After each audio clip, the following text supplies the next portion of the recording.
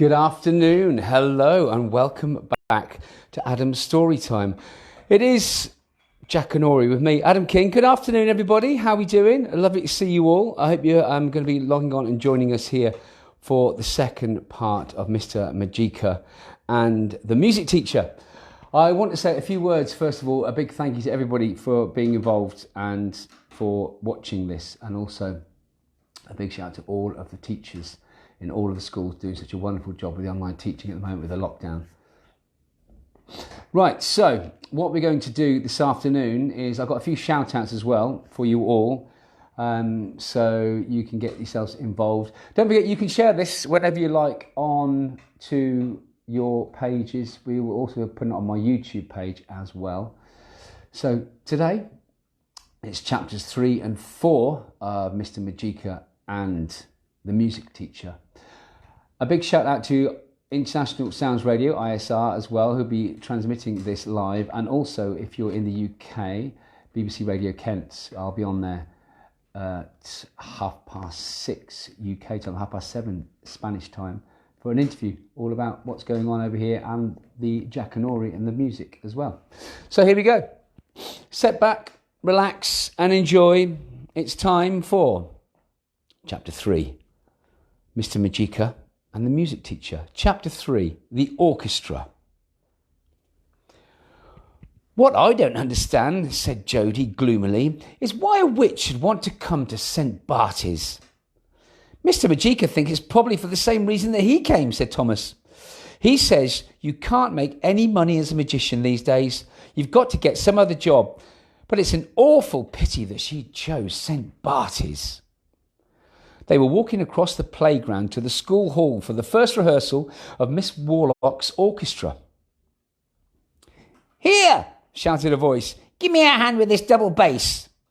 It was Hamish Bigmore. Thomas and Pete, who had only had recorders to carry, unwillingly picked up the big instrument. Quick march, snapped Hamish. Get on with it. You're only carrying the little end, grumbled Pete. In the hall, Miss Warlock was putting music on the music stands. Ugh, muttered Thomas. I think she looks horrible. Not at all, said Hamish. I think she looks rather nice indeed. Not like silly old Mr. Majika. One by one, the other children arrived. Quiet, everybody, called Miss Warlock when they were all there. I am your new music teacher. She smiled a horrible smile. You may like to know about my method. There's all kinds of ways of teaching music. There's the sol-fa method. That means you learn names of notes. Do, re, mi, fa, sol. That's all rubbish, and I don't want to waste time with it. There's also the Suzuki method. That was invented by a Japanese person, and we're not in Japan, so we don't want to use that. My method is called the So Spooky method. Can anyone guess what that means? There was silence. Only Class 3 knew that Miss Warlock was a witch, but everyone could see she was a thoroughly nasty person. The So Spooky method, went on Miss Warlock, means that you've got to practice your instruments very hard. Otherwise, something so spooky will happen to you. Have you got that clear? Very well. Let's get on with the music. Everyone picked up their instruments. This term, said Miss Warlock, we're going to learn a piece of music called The Carnival of the Animals. We'll begin straight away, and I want you to play the right notes or else. She sat down at the piano. The first piece is a march, she called out. Off we go. 1, 2, 3, 4. She began to play. A terrible noise rose up all around the hall. Recorders squeaked like mice caught in a trap. Violins scraped like rusty door hinges. Clarinets howled like dogs calling to the moon. Trumpets blared that lorries hooting at a traffic jam. Stop! Shouted Miss Warlock. That's terrible. Didn't you listen to my warnings? Now, play the right notes, or you'll know what So Spooky method means soon enough. Off we go again. 1, 2, 3, 4. This time the noise was even worse. Ee-oo-ee, squeaked the recorders. Scraped the violins. Woo-hoo, howled the clarinets. Rah, rah, rah, blared the trumpet. That's enough, screamed Miss Warlock. Toads, that's what I ought to turn you into. Horrible, slimy toads, every one of you. I've never heard such a noise in all my life. A hand went up at the back. It was Jodie. Please, miss, she said. It's not our fault. You told us to get instruments and bring them to school, but you haven't taught us how to play them properly. Most of us have never done music before. That's right, murmured everyone. We just don't know how to play. Miss Warlock glared at them. Well then, teach yourselves, she snarled. You're not babies. Take the instruments home and find out how to play them. If you can't discover by yourselves, then get a book. You idiots. Any questions? Yes, miss. It was a rather cheeky girl from Mr. Majika's class called Claire. You're the music teacher, so you're supposed to teach us, aren't you?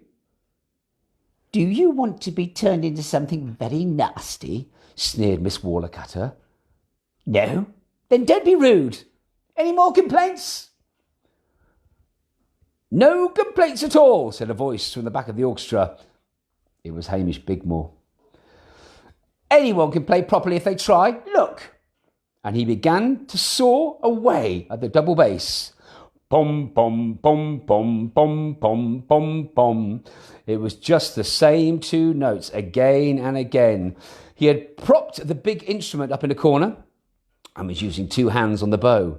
He wasn't nearly tall enough to reach the top of the strings and change the notes. Pom, pom, pom, pom. Everybody began to laugh. Silence, screamed Miss Warlock. Well, at least there's one person who takes his music seriously. Well done, she called out to Hamish Bigmore. In fact, it looks like you're going to be my star pupil. After that, Miss Warlock made the orchestra practice for hours and hours every morning, even though Mr. Potter said that music was only supposed to be on Thursdays. But all he got for his trouble was a pocket full of black beetles. Miss Warlock told him she'd think of something nastier if he didn't shut up. He went to his office and locked the door to hide from the horrible music teacher. He tried to work out how he could find £100 to give her each week. In the end, he decided to sack two of the dinner ladies and give her their wages, but that meant he had to serve out the dinner himself. The worst time for the children in the orchestra wasn't, however, the practices with Miss Warlock, but the weekend. Thomas and Pete took their recorders home with them because Miss Warlock had told them, the orchestra, that everybody must practice hard on Saturday and Sunday. At first they forgot all about it and went off to play football or ride bikes. However, by lunchtime on Saturday, Pete complained to Thomas that his fingers were itching very nastily. Mine too, said Thomas. I wonder if it's chickenpox. Then, almost by chance, Thomas picked up his recorder when he was looking for something in the sitting room, and the itching stopped. He called Pete and found that Pete had his itchy fingers stopped when he picked up his recorder also. Oh dear, said Pete. I'm afraid that this so spooky method, it's going to make us practice. Sure enough, on Monday morning, everyone else complained that they had itched all weekend till they had done at least 2 hours practice on their instruments. Because everybody was working so hard at their music, the orchestra was quite a bit better on Monday, and most of the instruments sounded less like animals screeching. But it's still a fairly terrible noise, and Miss Warlock looked as angry as ever. Carnival of the Animals, indeed, she snarled after they tried to play the march yet again. The best you'll ever sound is like a herd of elephants. Then suddenly her eyes lit up. Elephants, she cried. The elephant! And she turned to Hamish Bigmore. You alone, she told him, are making a nice noise on your instrument, and you shall be the star performer. You shall play the solo in the best of all tunes in the Carnival of the Animals. The tune that's called The Elephant. Listen. And Miss Warlock sat at the piano and played a heavy, lumbering tune that certainly sounded like an elephant walking up and down, rum-tum, tiddly-tum, rum-tum. When she had finished, she turned to Hamish and said, "Do you think you can play that?" Hamish grinned. "I'm sure I can," he said. "If I had some help, give me 2 people to change the notes." "They'll do." He pointed at Thomas and Pete. "And I'll play the elephant better than you've ever heard it before." And so, against their will, Thomas and Pete found themselves Hamish Bigmore's slaves. "We have to do all the work," grumbled Thomas, while he just stands there and pulls his bow to and fro. They had to stand on chairs, one on each side of the double bass, and, while Hamish soared to and fro with the bow, they had to do all the tricky work of pulling the right strings down with their fingers. Naturally, they often made mistakes, and Miss Warlock shouted and screamed at them and threatened to turn them into toads and other nasty things. Meanwhile, she petted Hamish Bigmore and told him how marvellous he was. "What I can't understand," said Pete to Hamish one morning after they'd been sweating for hours at the elephant, "is why you're being so nice to her. Can't you see she's a horrid old bag who means just no good to anyone?"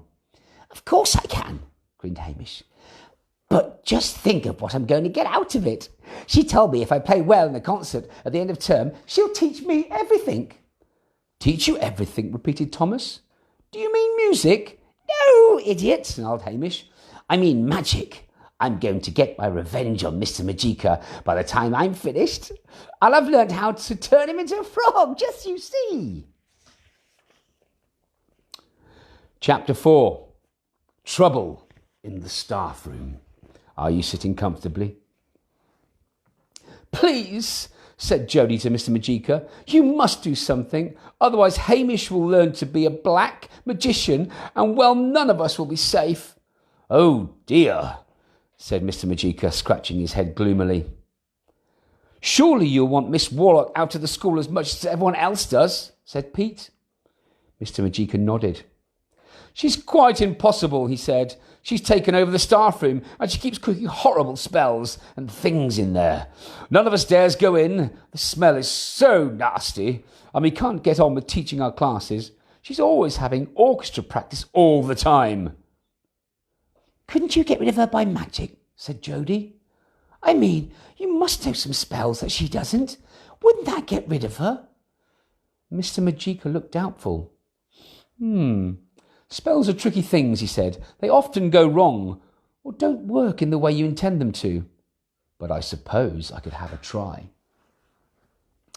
He set off nervously for the staff room, Thomas, Pete and Jody following him.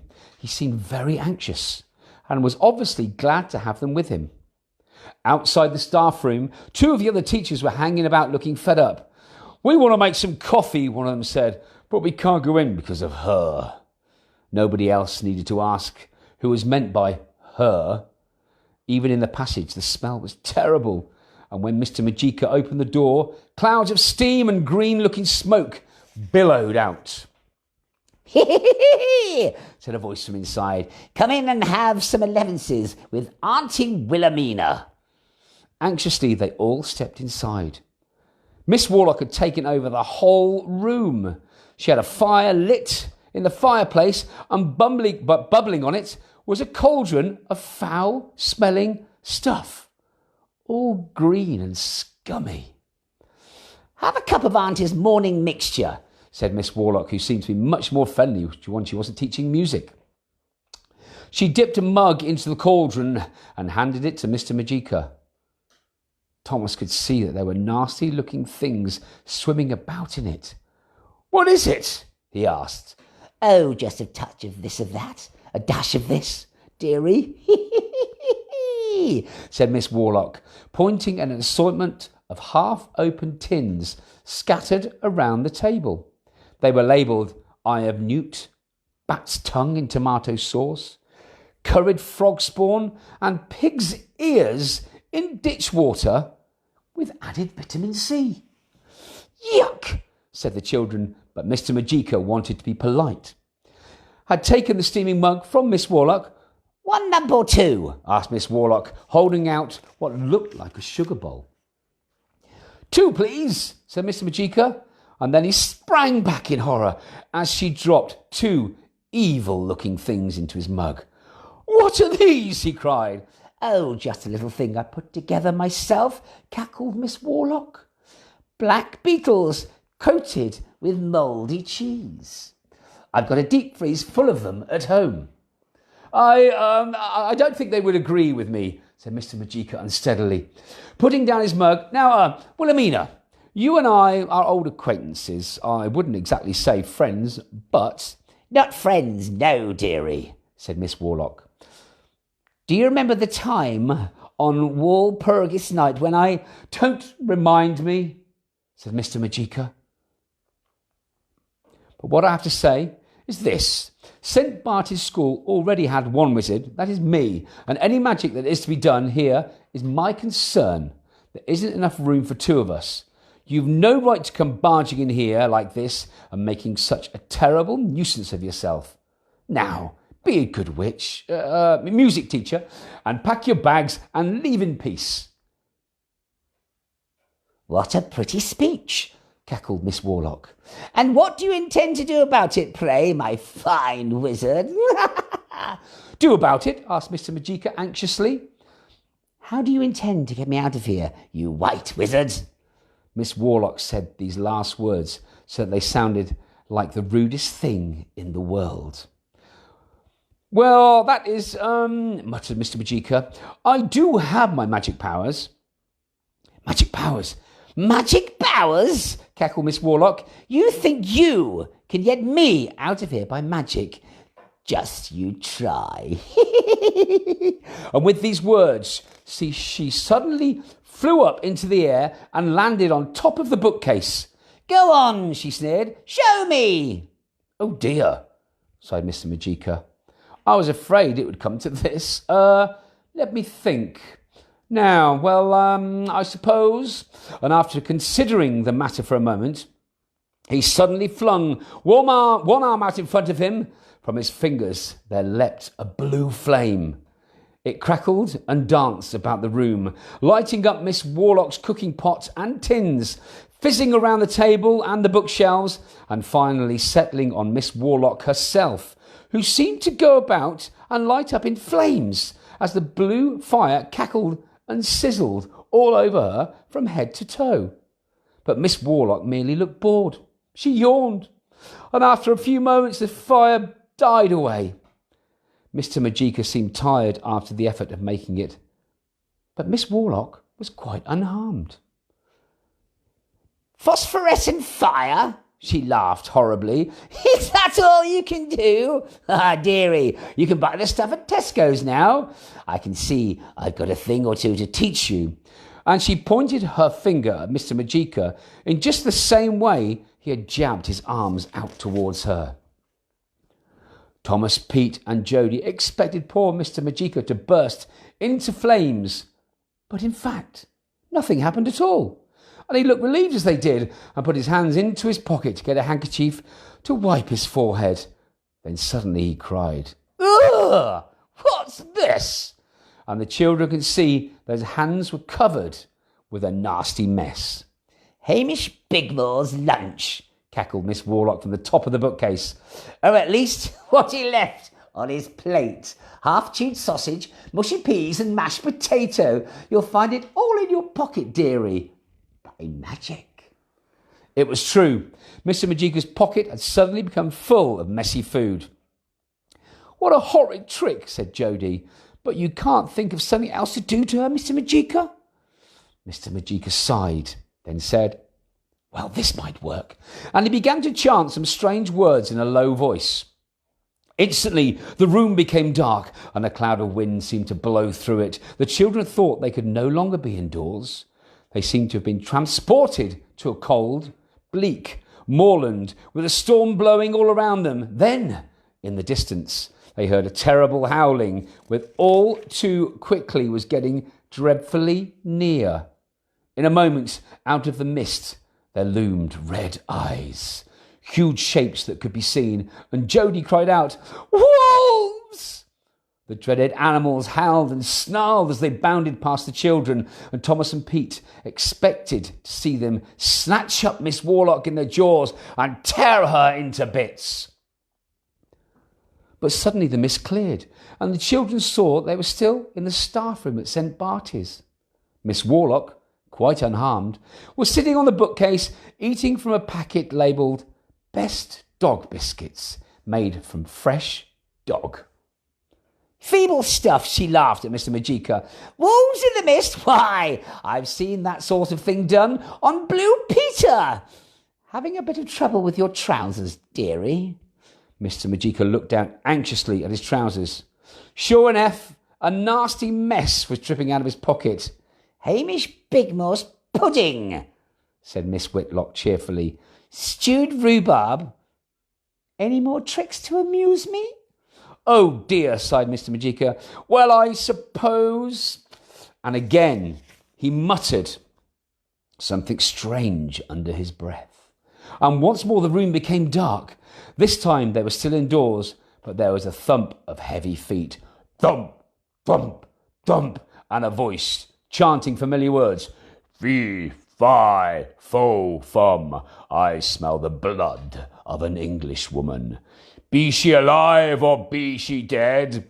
"Oh, come off it, dearie," cackled Miss Warlock, and the voice faded into the room, became light again. "Don't give me that old one. Any party conjurer can do that. You ventriloquists really have had your day, you know. Why, you should see some of those new computer games. They really can teach us oldies a thing or two. Now, be off with you, and don't come interfering with me any more. I have to stay, dearie, and you'd better get used to it. By the way, don't you think you need to change your socks?" Mr. Majika peered down at his feet. "Oh dear," he said. "There does seem to be something squelchy in them. Not Hamish Bigmore again." "That's right, dearie," answered Miss Warlock. "The custard from his rhubarb. You'll find it all in your shoes." "Ugh!" cried Mr. Majika. "I've had enough," and fled from the staff room, closely followed by Thomas, Pete, and Jody. "Oh dear," said Jody. "There's no stopping her." Well, there we go, boys and girls. I hope you enjoyed the show. A big shout out to International Sounds Radio for transmitting this. You can catch me later on at 6:30 English time on BBC Radio Kent talking to Dominic King all about Jackanory and the stories and what we're going to be up to. Thank you for watching. Thank you for listening as well. Please pass it around. It's on my Facebook page. We'll post it also on YouTube. A big thank you to my guests this evening as well, Cecile and Sophie. Yes, they've actually got names. Of course they have. And we'll catch you tomorrow at 5 p.m. here, Spanish time. And also, if you want to make some comments afterwards or during the shows and get some names, you want any shout outs for tomorrow, any further shows, tell me your names, where you are, and we'll give you a big shout out on Adam's Storytime and Jackanory. So from me, thank you so much again. I hope you enjoyed the book. We've got another 2 chapters to go, and then we'll start a brand new book. We've had some requests for David Walliams and some Roald Dahl as well, so we'll be doing all that. So we'll see you all tomorrow, and don't forget, pass the video around and watch it again and again. If you missed yesterday's, it's on my Facebook page and also on my YouTube channel. And all the links are going to be on my Facebook page or just down there if you're watching this later on. Thank you. I'll see you tomorrow.